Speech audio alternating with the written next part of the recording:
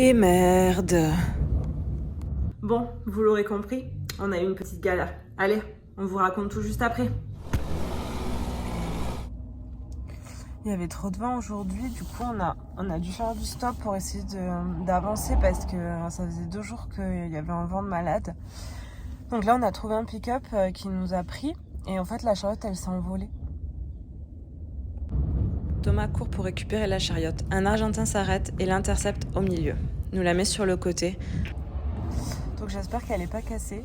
Thomas est parti la chercher en courant. Ça commence bien ce voyage. Ça fait seulement 10 jours qu'on est parti.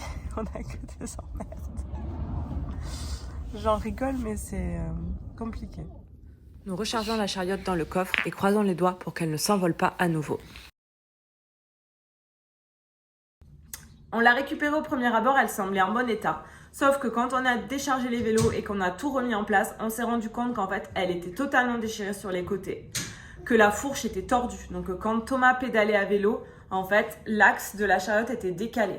Donc gros stress parce qu'on était censé reprendre la route 2 jours après être arrivé à Rio Grande.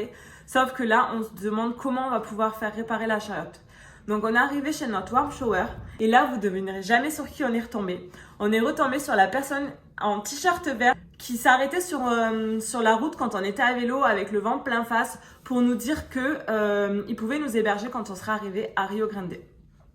Et cette personne-là répare les vélos. Là, Thomas est parti avec notre warm shower chez cette personne qui s'appelle José pour réparer la chariote de Zoé.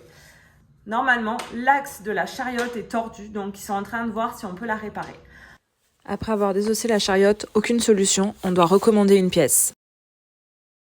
Donc, on ne peut pas réparer la chariote, il faut commander une nouvelle pièce, mais ça n'empêche pas le bon fonctionnement ni la sécurité de la chariote pour Zoé. Donc, on va attendre d'arriver dans une plus grande ville pour se faire livrer la pièce, mais on va continuer l'aventure. Dans la prochaine vidéo, on doit se rendre à El Calafate. Et à mon avis, on va rencontrer pas mal de galères parce que les frontières, c'est pas gagné.